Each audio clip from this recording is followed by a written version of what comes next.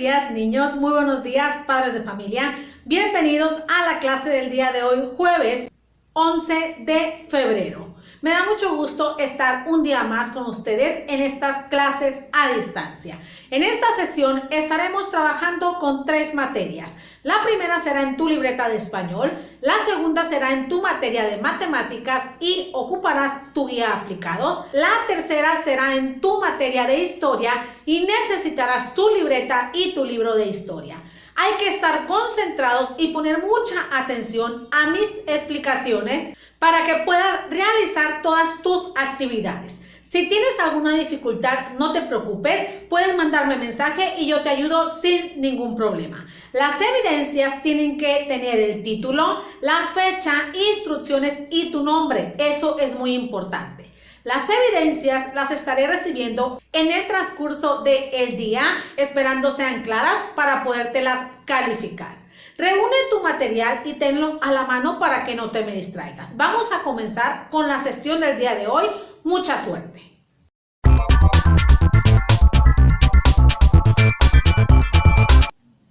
Excelente, niños. Vamos por su actividad 1 en su materia de español y van a necesitar su libreta de español. En esta ocasión estaremos trabajando con el tema textos expositivos. El objetivo de la clase es que tú identifiques qué son los textos expositivos, para qué nos pueden servir y cuál es la estructura. Pero quisiera hacerte algunas preguntas. Cuando investigas sobre algún tema, ¿dónde ubicas la información? ¿Cómo le haces cuando tú quieres encontrar información sobre algún hecho o algún acontecimiento? ¿Qué son los textos expositivos o para qué nos pueden servir? Los textos expositivos son textos que se utilizan para informarnos sobre algún tema en general, ya sea científico o de interés común. Puede ser de algún tema de ciencia, de tecnología, de la naturaleza, de la salud, etc. Los textos expositivos se utilizan para explicarnos un tema científico o de interés general. Mediante estos textos expositivos nosotros podemos buscar información sobre algún tema y esa información a nosotros nos van a explicar el tema que andamos requiriendo. Puede ser el tema que a ustedes les interese. Debemos de tomar en cuenta muy bien el lenguaje con el cual está estructurado un texto expositivo. El lenguaje que se debe utilizar es un lenguaje formal y que incluya términos técnicos. ¿Qué significa esto? Que debe de incluir palabras científicas y palabras que a nosotros a lo mejor se nos dificulta comprender, pero buscando su significado en un diccionario podemos comprender a qué se refiere. Este lenguaje formal es un lenguaje más difícil de comprender para personas de poca edad. Un texto expositivo debe de estar sustentada la información en investigaciones y datos. No tiene que ser opinión del autor. Para poder redactarlo, primero tienes que hacer investigaciones sobre ese tema. Primero se tiene que hacer a lo mejor una investigación de los datos de ese tema para poder estructurarlo. Por eso se dice que un texto expositivo, su información es confiable y verídica. ¿Qué quiere decir? Que primero se investigó antes de redactar el texto expositivo. Un texto expositivo, para que pueda estar estructurado de manera correcta, debe de tener los siguientes elementos. El título. ¿Qué es el título de un texto expositivo? Es el nombre del tema que nosotros estamos investigando. Los subtítulos. Estos son las secciones en las que se va a dividir ese texto expositivo. Y estas vienen después del título. Recuerden que las letras de los subtítulos deben de ser más pequeñas que el título, ¿sale? Posterior a los subtítulos viene la información. ¿Qué es la información? Es la explicación del tema. Nos explica las ideas principales y todo lo que conlleva el conflicto del problema. Pero la información debe de estar estructurada con una introducción, desarrollo y conclusión. ¿Qué es la introducción? La introducción es cuando se nos presenta a nosotros el tema. El desarrollo es donde se explica toda la idea principal y todas las características del tema. Y la conclusión es la parte final de ese texto expositivo, es como un resumen de toda la información. Posteriormente a esa información vienen ilustraciones, imágenes y recuadros. Estos se utilizan para complementar la información, para hacer más llamativo el texto expositivo. Y finalmente tenemos a los nexos. ¿Qué son los nexos? Los nexos nos van a ayudar a unir las oraciones en el texto expositivo, a darle coherencia a la causa y a la consecuencia. Los nexos que nosotros podemos utilizar son, por consiguiente, a causa de, a consecuencia de, debido a, entre otros. Esto nos van a ayudar a estructurar un texto expositivo con coherencia. Por eso es de demasiada importancia esta estructura en un texto expositivo. Pero ustedes se preguntarán, ¿dónde podemos encontrar un texto expositivo? Bueno, este lo podemos encontrar en revistas científicas, enciclopedias y libros. ¿Por qué? Porque ahí nos van a proporcionar textos que nos puedan informar a nosotros sobre cualquier tema. Un texto expositivo clasifica información organizada. ¿Qué significa esto? Que va a clasificar la información de la más importante a la menos importante. También debemos tomar en cuenta en un texto expositivo los signos de puntuación, ya que podemos utilizar puntos, comas, mayúsculas, puntos y comas para poderle dar una secuencia a este texto expositivo y lo podamos comprender. Como ustedes se fijarán, un texto expositivo tiene demasiada importancia. ¿Por qué? Porque a partir de estos, nosotros podemos investigar sobre un tema. A nosotros nos pueden explicar sobre un tema mediante estos textos expositivos. Y no se les olvide cuál es su función y cuál es la estructura que debe de tener. Porque este nos va a ayudar a nosotros a comprender lo que está pasando en nuestro alrededor. Este fue el tema, textos expositivos. Ahora pongan mucha atención en la actividad que les voy a explicar. No se me vayan hasta el final para que sepan lo que van a realizar. Para realizar esta actividad, lo primero que realizarás es leer solamente este texto expositivo que te estoy mostrando. Para este momento ya se lo pasé a tus papás mediante WhatsApp. Después de leer este texto expositivo, vas a clasificar esa información en la tabla siguiente. Lo que tendrás que hacer aquí es colocar la información del texto expositivo anterior en esta tabla en base a lo que te estén pidiendo. En la primera columna colocarás las características. En la segunda columna colocarás la alimentación de los tiburones. Y en la tercera columna vas a colocar las especies de tiburones que existen. Tómate el tiempo que tú requieras para realizar esta actividad. Y una vez que la termines, nos pasaremos a la número 2.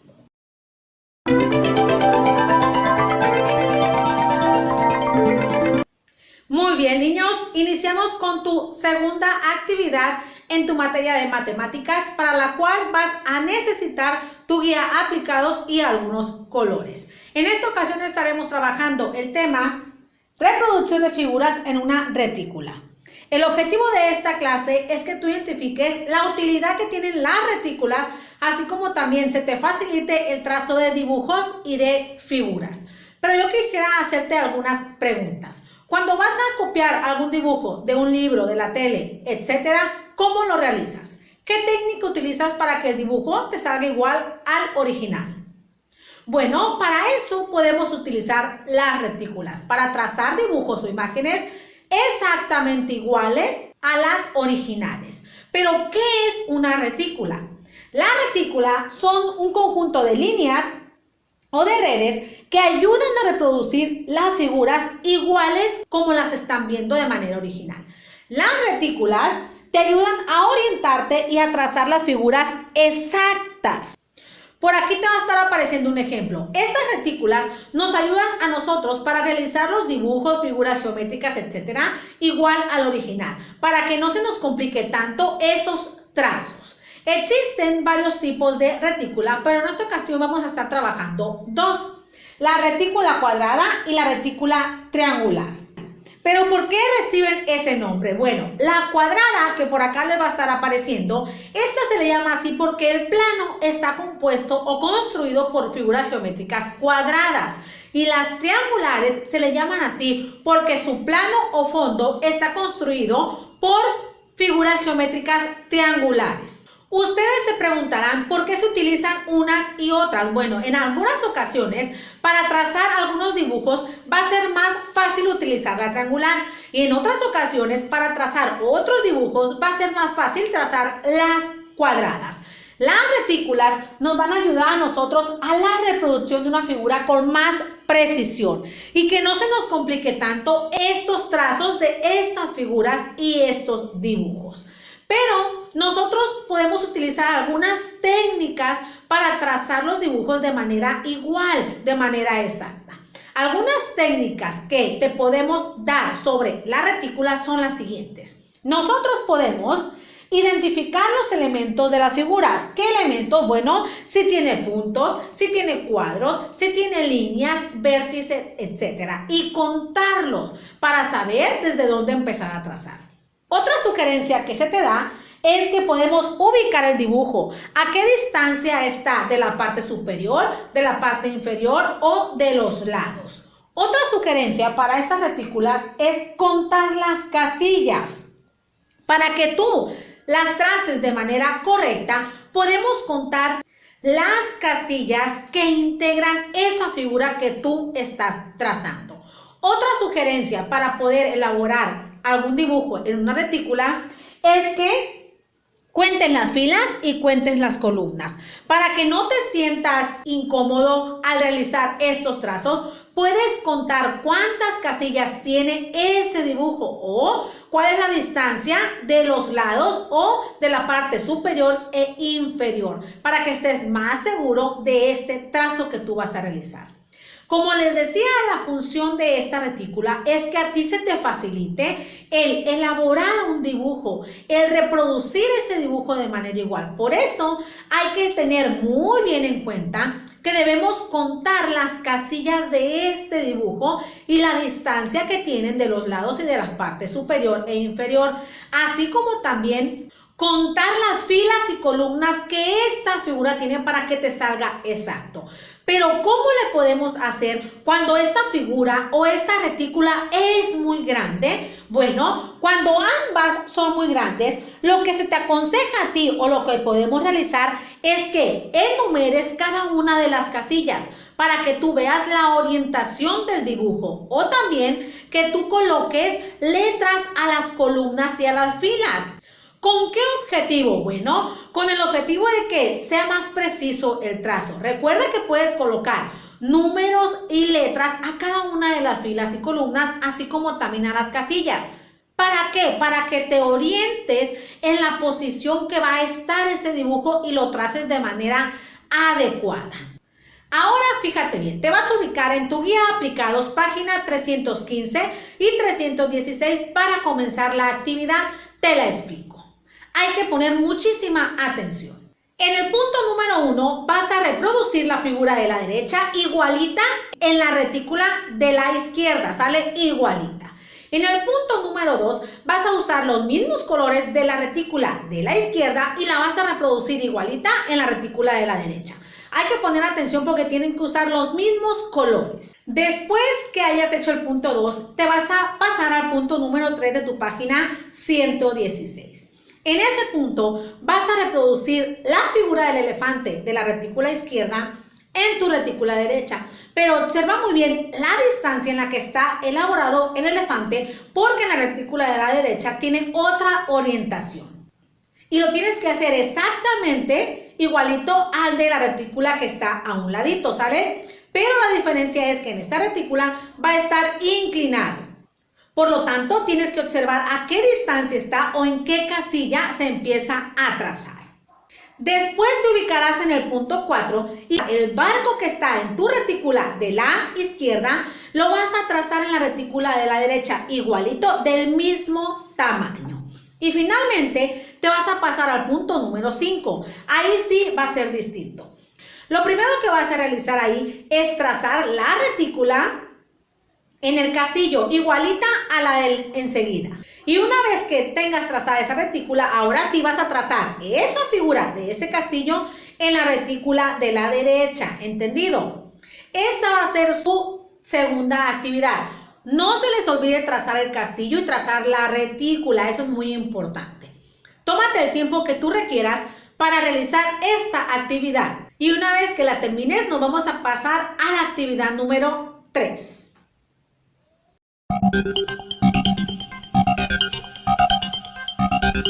¿Listos, niños? Vamos por su actividad número 3 en su libreta de historia y con el libro de historia también. Hay que estar concentrados porque en esta ocasión les voy a dar bastante información. El tema que vamos a trabajar el día de hoy se llama el Porfiriato, desarrollo tecnológico, económico y científico. El objetivo de esta clase es que tú identifiques cuáles son los avances económicos, tecnológicos y científicos que hubo en el gobierno de Porfirio Díaz. Hay que estar concentrados. Primero vamos a iniciar esta clase hablando de Porfirio Díaz. Porfirio Díaz, su nombre completo era José de la Cruz Porfirio Díaz. Él nació en Oaxaca en 1930. Estudió leyes y tiempo después se incursionó en el ejército. Bueno, pues en su gobierno llamado el Porfiriato, ¿cómo fue el desarrollo económico y la intervención extranjera? Yo se los voy a decir. En los años que estuvo Porfirio Díaz gobernando a nuestro país, lo primero que él quería o el principal propósito fue buscar inversionistas de otros países. ¿Por qué? Porque México estaba muy bajo en su economía y lo que él quería era impulsarla. Pero ¿cómo atrajo a esos inversionistas? Bueno, los atrajo ofreciéndoles facilidades y ventajas para hacer negocios aquí en nuestro país. ¿Cuáles fueron los beneficios de esas inversiones extranjeras o de esas inversiones de otros países? Los primeros beneficios fueron que se reactivaron las actividades económicas como la minería, la electricidad, el petróleo, los ferrocarriles, la producción de telas, los bancos y las comunicaciones. Entre las comunicaciones se encuentra el telégrafo, el teléfono y los puertos, donde se hacían exportaciones e importaciones. Estas inversiones extranjeras favorecieron la economía de nuestro país y atrajeron también otros inversionistas de varios países como Estados Unidos, Inglaterra, Francia, etc. Por lo tanto, esto fue muy importante para nuestro país. También estas inversiones de otros países provocaron otras ventajas en el de nosotros. Por ejemplo, se reactivó el comercio, se ampliaron las ciudades porque antes había muchos pueblos y poco a poco, conforme empezó a entrar más dinero en nuestro país, se hicieron más grandes estas ciudades. También generó empleo y creció la agricultura. Todo esto que les acabo de mencionar logró la mejora en la calidad de vida de las personas o ciudadanos mexicanos de clase media y profesionistas. Pero también hay cosas negativas, ya que estos beneficios que les acabo de mencionar no llegaron ni a campesinos, ni tampoco a indígenas, ni a artesanos, ni obreros, ni a jornaleros. Solamente los beneficios que les mencioné llegaron a gente o a personas de clase media y profesionistas y de clase adinerada. Por lo tanto, las personas de bajos recursos seguían viviendo en las mismas condiciones.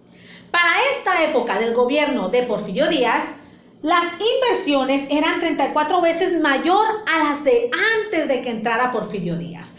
Entre los países que invirtieron en México estuvo primero Estados Unidos, después vino a invertir Inglaterra y después vino a invertir Francia.